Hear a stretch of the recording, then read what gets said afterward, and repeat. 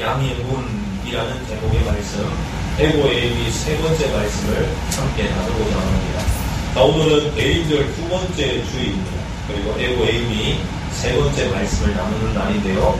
자, 지난주는 우리가 에고에임이 두 번째 말씀을 나눴습니다. 즉, 세상의 빛으로 오신 예수님, 예수님이 나는 세상의 빛이다 라고 소개하신 그 말씀을 통해서 세상의 빛이 가지는 의미가 무엇인가 하는 것을 세 가지로 나눴는데요. 그 첫 번째가 바로 세상의 구원자이시다 라고 했습니다. 즉, 인류의 모든 사람의 죄를 사하시고 구원하실 분은 오직 예수 그리스도밖에 없습니다. 그렇게 우리가 우리 죄를 사하고 구원하시는 주님과 멀어지면 멀어질수록 삶의 고통과 불안이 찾아오지만 우리가 주님과 가까워지면 가까워질수록 삶의 평안과 행복을 누리게 된다라고 했습니다. 그리고 두 번째는 바로 어둠을 물리치는 분이시다라고 했습니다. 빛의 기능 중에 가장 큰 기능은 어둠을 몰아내는 것이고, 이 어둠은 악한 마귀를 의미하는 것입니다. 악한 마귀는 끊임없이 우리 마음에 나쁜 가라지를 심어넣습니다. 두려움, 공포, 미움, 질투, 시험 이와 같은 가라지를 계속 뿌립니다. 그래서 우리의 삶에 좋은 것을 빼앗아가고 결국에 멸망시키는 것이 사탄 마귀가 하는 일입니다. 예수님이 이 땅에 오신 것은 바로 이 마귀 일을 멸하러 오셨다라고 했습니다. 그렇게 우리가 주님 안에 거하고 주님과 동행하며 살면 빛이 우리 가운데 임하여 우리 가운데 있는 어둠이 떠나가게 되고 평안과 행복을 누리게 된다라고 했습니다. 그리고 마지막 세 번째는 빛이신 주님은 치료해 주시는 분이시다라고 했습니다. 빛의 또 다른 기능은 치유하는 것입니다. 하나님도 우리를 치유할 때 어떻게 치유하신다고 하셨느냐? 치유의 감성을 발해서 치유해 주신다라고 했습니다. 그리고 예수님이 이 땅에 오셔서 하신 사역, 3대 사역 중에도 하나가 치유의 사역을 하셨음을 말해주고 있습니다. 그래도 우리가 모든 것을 치유하고 회복하시는 빛 대신 주님을 의지하고 주님께 도움을 구하면 주님은 우리의 연약한 육신뿐만 아니라 우리의 상한 심령까지도 회복하게 해주신다라고 했습니다. 어떻게 지난 한 주간 동안 주신 말씀에 따라서 빛 대신 주님을 의지하고 주님과 함께함으로 구원의 기쁨과 마음의 평안과 치유의 은혜를 누리는 한 주간을 살아오셨습니까? 네, 앞으로도 끊임없이 빛 대신 주님이 우리를 회복시켜 주신다, 우리에게 평안을 주신다, 구원을 주신다 라는 사실을 잊지 말고 주님과 함께함으로 이 크고 놀라운 은혜를 매일같이 받아 누릴 수 있는 우리 모두가 되시기를 주의 이름으로 축원합니다. 자, 오늘 우리는 에고에임이 세 번째 말씀으로 양의 문에 대한 말씀을 나누고자 합니다. 자, 오늘 우리가 읽었던 이 본문 말씀은 크게 두 부류로 나눌 수가 있습니다.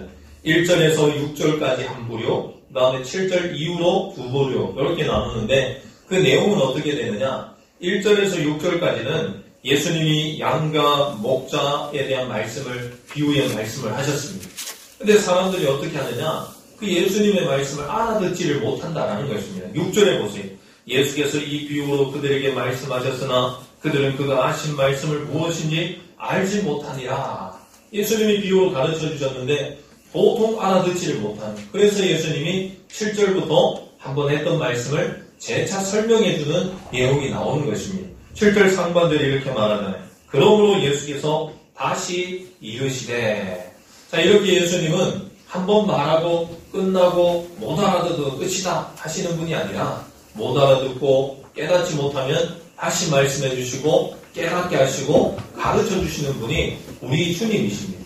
이는 주님이 그 누구보다 우리를 잘 아신다는 거예요. 우리 형편과 처지와 수준과 상태를 주님이 잘 아시기에 우리에게 맞는 은혜를 주시고 우리에게 맞는 길을 제시하시고 우리에게 맞는 삶을 제공해 주시는 분이 우리 주님이십니다. 그렇게 우리는 항상 우리를 아시고 우리에게 채워주시고 제공하시는 그 주님을 의지해서 알맞는 적당한 은혜를 누릴 수 있는 우리 모두가 되기를 간절히 바랍니다.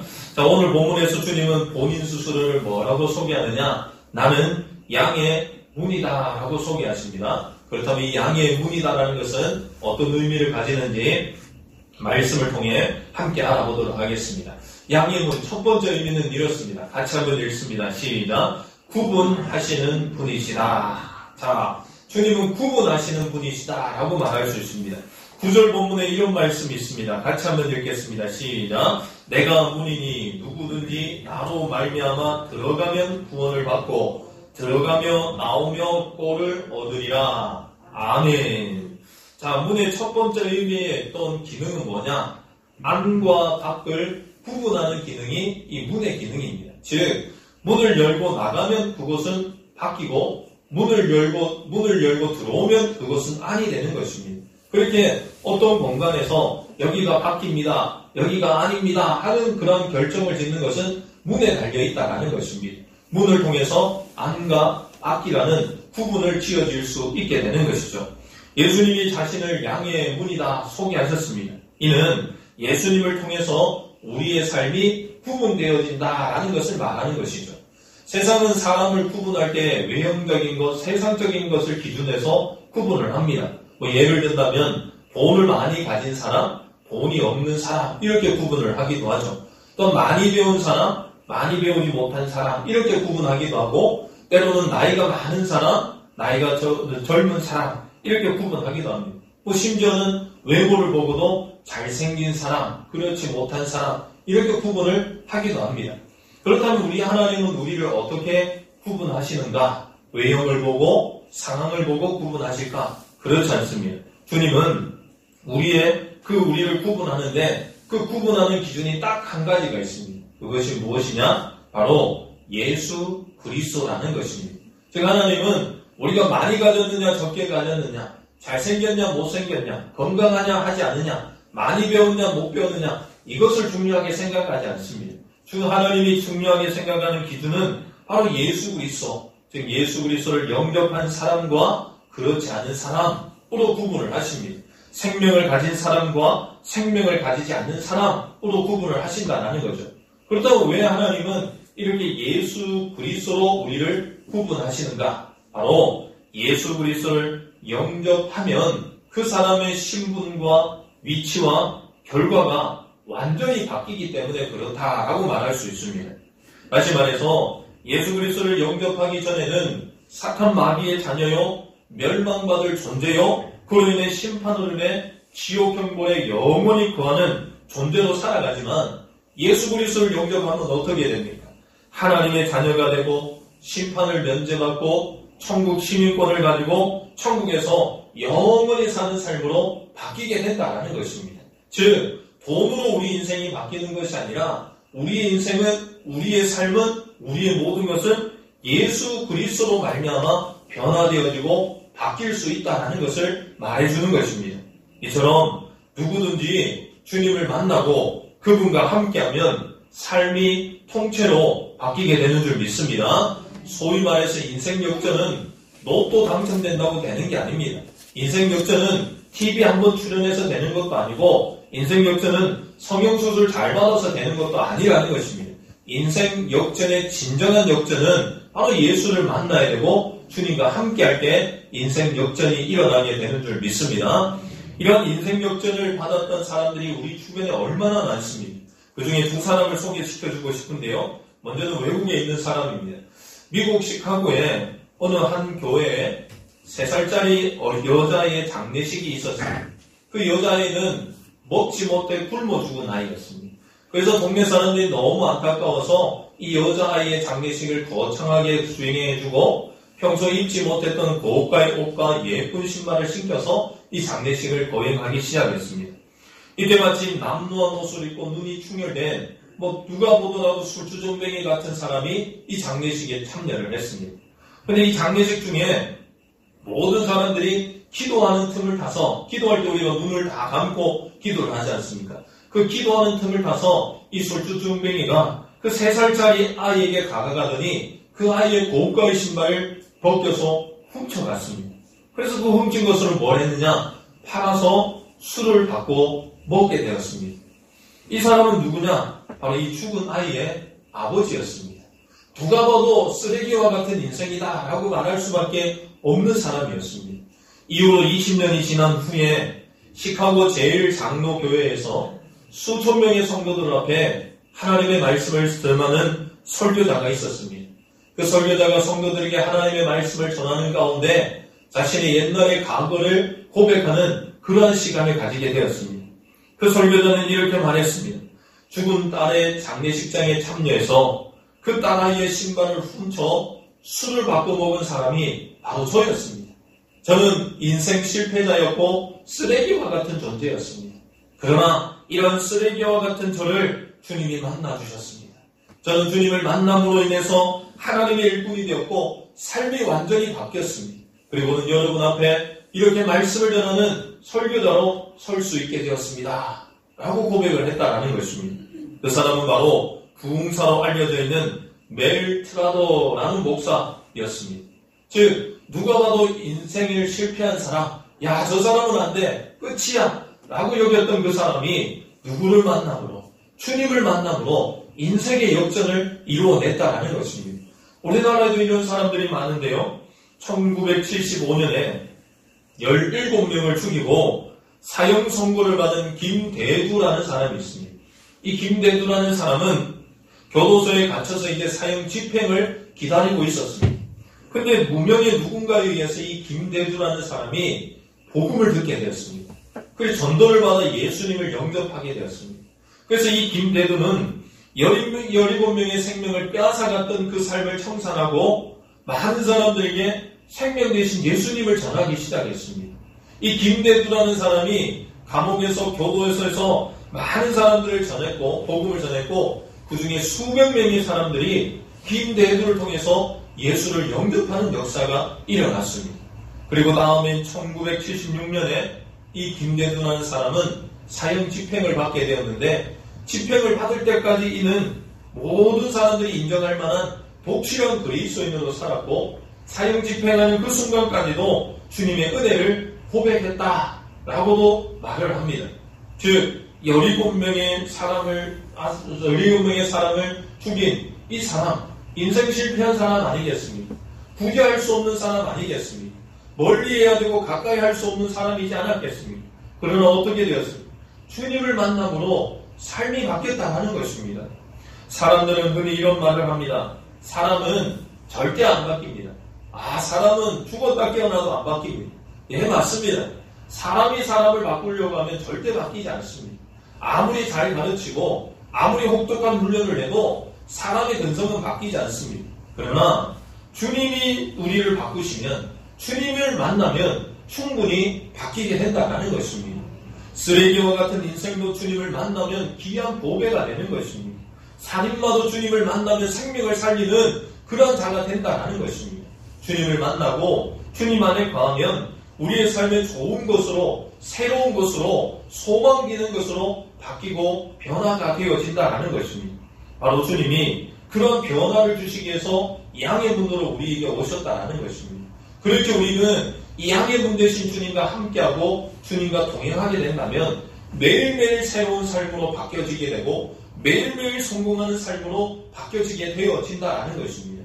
그러기에 저는 오늘도 이곳에 오신 여러분 모두가 예수님이 양의 문으로 오셨다. 주님을 통해 우리의 삶을 바뀌게 되고 변화되게 되고 성장하게 된다라는 것을 잊지 말고 날마다 주님과 동행함으로 예전에 우리의 쓴뿌리, 예전에 악한 것들을 자꾸 변화시켜서 새로운 것들로 성장하고 또 아름다운 것들로 변화를 이루어갈 수 있는 저와 여러분 모두가 되시기를 간절히 소망합니다.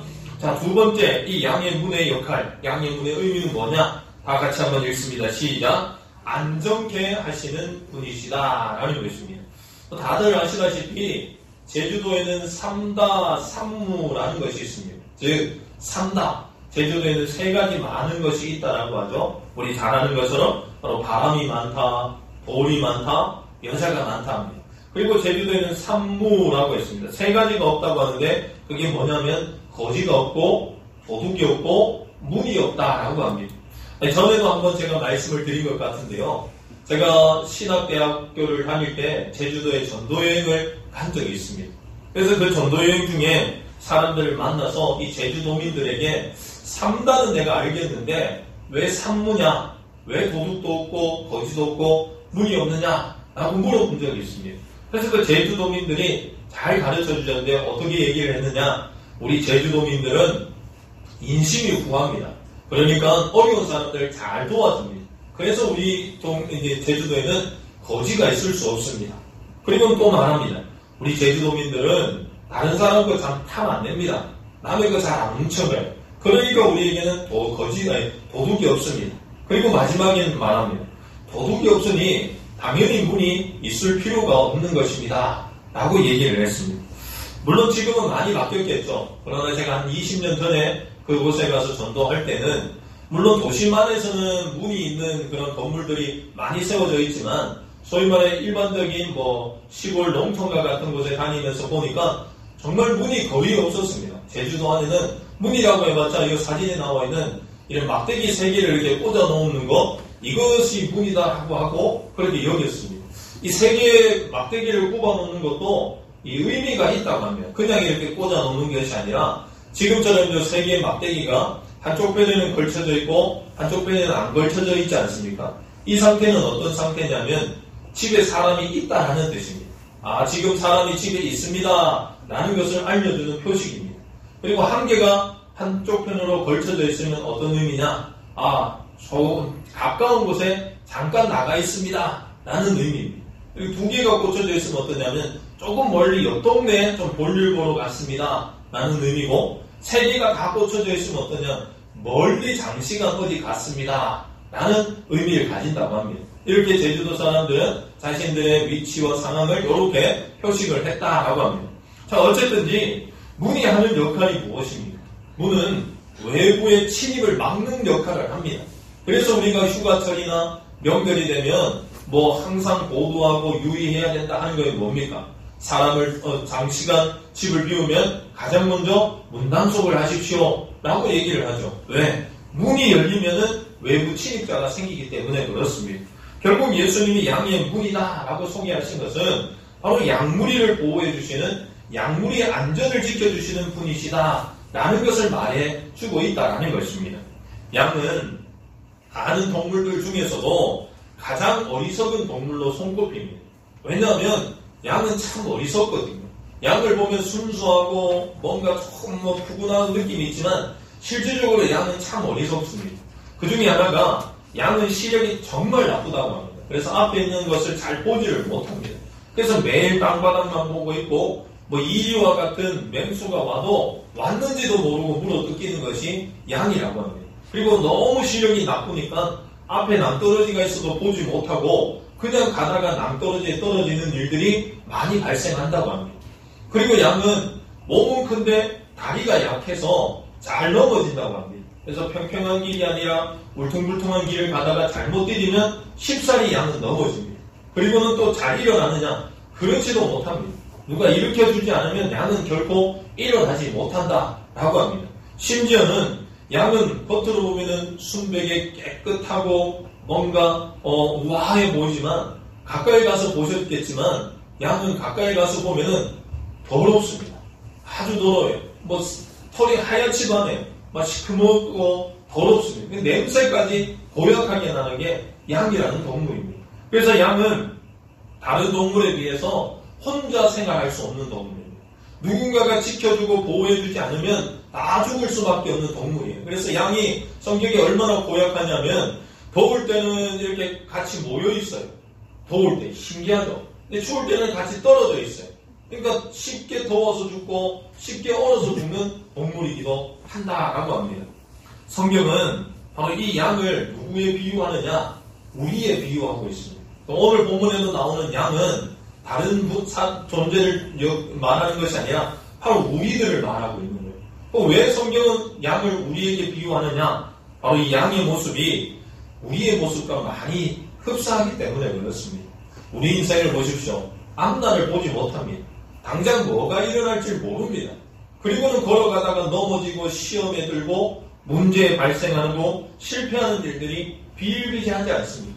당장 앞이 낭떠러지인데도 그것도 모르고 그냥 가다가 뚝뚝 떨어지는 인생을 살아가는 사람이 얼마나 많습니까? 또한 우리는 잘 넘어집니다. 뭔가 강한 것처럼 보이고 센 것처럼 보이지만 쉽사리 넘어지는 것이 우리입니다. 그래서 누가 말 한마디 툭 던지는 말 한마디에 마음의 상처를 입고 시험 받았다 하면서 넘어져 있는 우리들의 모습이 있지 않습니까? 작은 것 하나 별것 아닌데도 그것에 넘어지는 존재가 우리입니다. 그렇다고 넘어졌다고 벌떡벌떡 쉽게 일어나느냐? 그렇지도 않습니다. 오랜 시간 꽁해 있고 시험 받아가지고 힘들다 그러고 그런 존재가 바로 우리라는 것입니다. 심지어 우리는 겉으로 보기에는 화려하고 깨끗해 보이지만 가까이 가보면 그렇지 않지 않습니까? 우아해 보이고 교養있어 보이고 뭔가 인품이 있어 보이는데 가까이 지내다 보면은 그 속에 이기적인 것, 제약들이 드러나는 것을 보면 추하고 더럽고 심지어는 냄새나는 그런 모습들이 우리들에게 얼마나 많습니까? 이처럼 우리는 양과 아주 흡사한 모습을 보이고 있습니다. 그렇게 우리도 양처럼 혼자로서는 결코 혼자 생활할 수 없는 존재입니다. 누군가의 도움과 지키심을 받아야 우리가 안전하게 살아갈 수 있는 것이죠. 이렇게 양과 같이 부족하고 연약한 흠이 많은 우리의 안전을 지켜주시기 위해서 누가 오셨느냐? 바로 예수님이 오셨다는 것입니다. 예수님이 우리 가운데 양의 문으로 오셔서 우리의 안전을 지켜주신다는 것입니다. 그렇게 우리가 주님 안에 거하면 안전을 보장받게 되는 것입니다. 문을 걸어 잠그고 그 공간 안에 머물러 있으면 아무도 침묵할 수 없기 때문에 그 안에서 평안을 누리는 것처럼 우리도 양의 문이신 주님 안에 거하면 평안을 누리고 안전을 누리고 휴식을 얻을 수 있게 된다는 것이죠. 시편 23편 4절에 이런 말씀이 있지 않습니까? 같이 한번 읽어봅니다. 시작. 내가 사망의 음침한 골짜기로 다닐지라도 해를 두려워하지 않을 것은 주께서 나와 함께 하심이라. 주의 지팡이와 막대기가 나를 안위하시나이다. 아멘. 자, 사망의 음침한 골짜기를 다녀도 괜찮다라는 것이에요. 그 주님이 지켜주시기 때문에 그렇다라는 것입니다. 그렇습니다. 주님은 양의 문으로 우리에게 오셨습니다. 우리를 안전하게 우리를 보호해 주시기 위해서 우리에게 오셨다라는 것입니다. 그러기에 저는 오늘 이곳에 오신 여러분 모두가 주님이 안전을 보장하시기 위해서 우리에게 오신 양의 문이다 라는 것을 잊지 말고 주님 안에 거함으로 그 안전을 보장받고 평안을 누리고 주님 안에서 휴식을 취할 수 있는 귀한 은혜를 누리는 저와 여러분 다 되시기를 간절히 소망합니다. 자, 세 번째로 이 양의 문이다 하는 것은 무엇을 의미하느냐? 같이 한번 읽어봅니다. 시작. 인도해 주시는 분이시다 라는 의미를 가지십니다. 자, 마태복음 7장 13절과 14절에 이런 말씀이 있어요. 좁은 문으로 들어가라. 멸망으로 인도하는 문은 크고 그 길이 넓어 그리로 들어가는 자가 많고 생명으로 인도하는 문은 좁고 길이 협착하여 찾는 자가 적음이다 라고 했습니다. 자, 이 13절 14절에 뭐라고 말하느냐? 좁은 문은 어디로 인도한다고 합니까? 생명으로 인도한다 라고 말을 하고 있습니다. 즉 문은 우리를 새로운 곳으로 인도해주는 역할을 하고 있는 것입니다. 그래서 새로운 문을 열면 새로운 세상을 접하게 되어지는 거죠. 그래서 우리가 흔히들 이 새로운 시대를 여는 것, 새로운 것들을 경험하는 것을 문에 열렸다라는 것으로 표현하는 경우들이 있습니다. 소위 말해 요즘 같은 경우에는 디지털 시대의 문이 열렸다라고들 표현하지 않습니까? 무인 자동차 시대의 문이 열렸다, AI의 시대의 문이 열렸다라고들 말을 합니다. 즉 문이 열렸다라는 것은 새로운 것이 시작되었다, 새로운 시대가 시작되었다라는 것을 말하는 거죠. 즉 주님은 양의 문, 우리의 문으로 오셨습니다. 이는 우리를 새로운 곳으로 인도해 주신다라는 뜻을 가지는 것입니다. 그렇다면 주님이 우리를 어떤 곳으로 인도해 가실까? 가장 먼저는 주님이 우리를 천국으로 인도해 가신다라고 말을 할 수 있습니다. 자, 요한복음 14장 2절 말씀인데요. 같이 한번 읽어볼게요. 시작. 내 아버지 집에 거할 곳이 많도다. 그렇지 않으면 너희에게 일렀으리라. 내가 너희를 위하여 거처를 예비하러 가노라. 아멘. 주님이 먼저 하나님께로 갔는데 왜 가셨다고요? 거처를 예비하고 우리가 거할 천국을 준비하러 가셨다라고 말씀하고 있습니다. 왜 준비하십니까? 우리를 그곳으로 인도해 내시기 위해서라는 거죠. 어린이 찬양 중에도 천국에 들어가는 길은 이라는 찬양이 있어요. 어떻게 부르냐면 이렇게 부릅니다. 천국에 들어가는 길은 예수님 뿐이지요. 황금집으로 가는 길도 예수님 뿐이지요.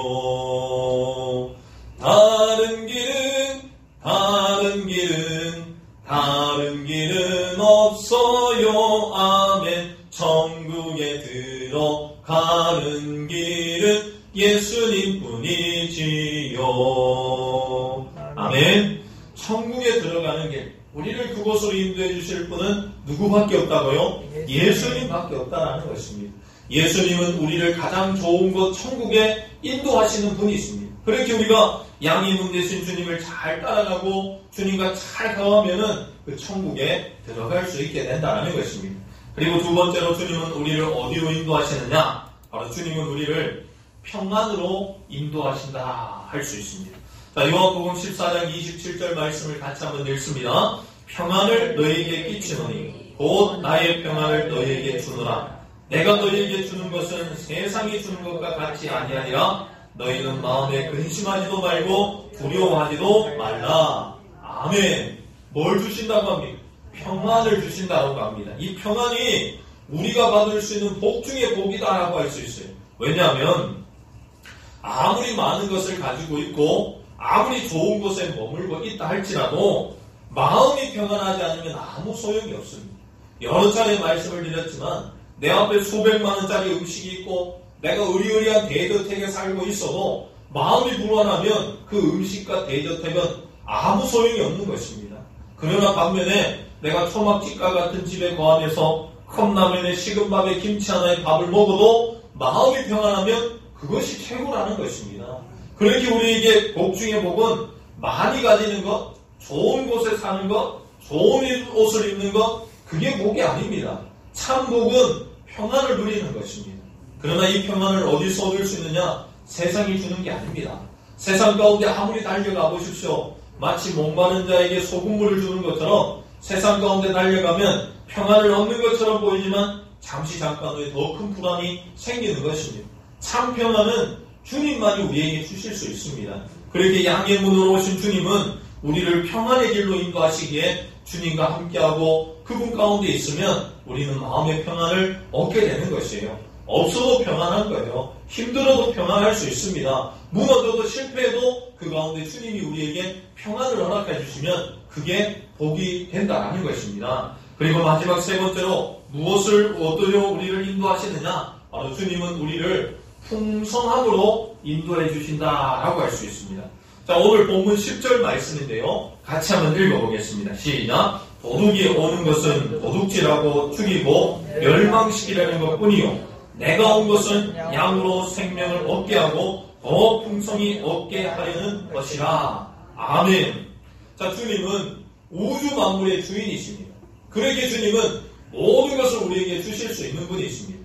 그렇다고 주님이 자린고비와 같은 분이 아닙니다. 조금 일해주시는 분이 아니라 주님은 우리에게 부어주시는 분, 풍성하게 넉넉하게 주시는 분이 있습니다.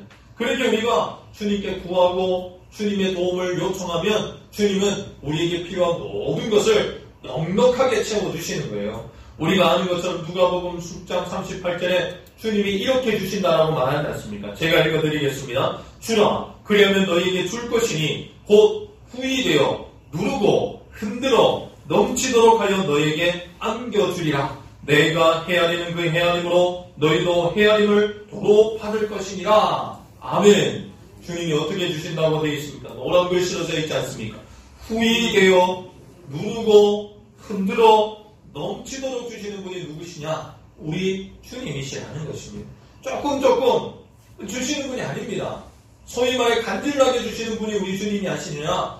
넘치도록 주시는 분이 우리 주님이십니다. 그렇게 우리가 주님과 함께하면 주님은 우리의 삶의 부족함을 넘치게 해주시고 우리의 마음의 부족함을 넘치게 채워주시고 우리의 미래에 대한 풍성함으로 허락해 주시는 분이 우리 주님이시라는 것입니다. 주님을 잘 따라가면 우리는 이런 풍성한 은혜를 누리게 되는 것이에요. 물론 이 외에도 우리의 문이 되신 주님을 따라가면 더 많은 것들을 누릴 수가 있습니다. 그렇게 우리는 아무것도 줄 수 없는 도리어 우리 것을 빼앗아가고 멸망케 하는 그 세상을 따라가는 어리석은 자가 되지 말고 항상 우리를 좋은 것으로 아름다운 것으로 새로운 것으로 귀한 것으로 인도해 주시는 주님을 따라가므로 날마다 주님이 열어주시는 새로운 세상, 주님이 열어주시는 풍성한 은혜를 마음껏 맛볼 수 있는 저와 여러분 되시기를 간절히 소망합니다. 사랑하는 성도 여러분, 주님은 양의 문으로 우리에게 오셨습니다. 즉 주님은 우리를 변화시키시기 위해서 오셨고 우리를 안정케 하시기 위해서 오셨고 우리를 좋은 곳으로 인도하기 위해 오셨습니다. 그리고 중요한 것은 주님은 우리에게 없어서는 안 되는 존재라는 것이에요. 우리가 일상을 살아갈 때 문을 통하지 않고는 우리의 삶을 살 수가 없습니다. 여러분들도 오늘 이 자리까지 올 때 몇 개의 문을 통과하고 오셨습니다. 집의 현관문을 통과하고 아파트 사시는 분은 1층의 문을 또 통과하시고 또 차 타고 오신 분들은 차문을 열고 통과하고 여기까지 와서도 본당의 뒷문을 통과하고 본당문을 통과하고 여러 개의 문을 통과하고 이곳까지 오셨지 않습니까? 그리고 실질적으로 이제 우리가 살아가는 삶은 문을 통하지 않고는 아무것도 할 수 없습니다. 집에 문 앉아서 그냥 하루 종일 있으면 되죠. 그렇지 않지 않습니까? 화장실 가기 위해서는 화장실 문도 열어야 되고 배달 음식을 받으려면 또 현관문도 열어야 되고 또 뭔가 구워 먹고 삶아 먹으려면 싱크대 문을 열어야 되고 모든 문을 통해야만 할 수 있는 것처럼 주님이 없이는 주님을 통하지 않고는 우리가 살 수 없다는 것을 우리는 잊지 말아야 됩니다. 그래서 저는 여러분들에게 부탁드립니다. 이제 우리가 문을 통해 뭔가를 할 때 주님이 우리의 양의 문으로 오셨구나 라는 것을 기억했으면 좋겠습니다. 문 하나를 열 때마다 나를 변화시키러 오신 주님, 문 하나를 열 때마다 나를 안정케 하시는 주님, 문 하나를 열 때마다 나를 새로운 곳으로 인도하시는 주님의 그 은혜를 조금이나마 깨닫고 기억하는 시간이 되었으면 좋겠습니다. 저는 우리 동신의 모든 권속들이 주님이 우리의 문 되심을 기억하고 날마다 주님을 통해 들어가나 나가나 복을 받고 주님을 통해 들어가나 나가나 은혜를 누릴 수 있는 그런 귀하고 복된 삶을 살아갈 수 있는 모두가 되시기를 주의 이름으로 축원합니다. 기도하겠습니다. 사랑과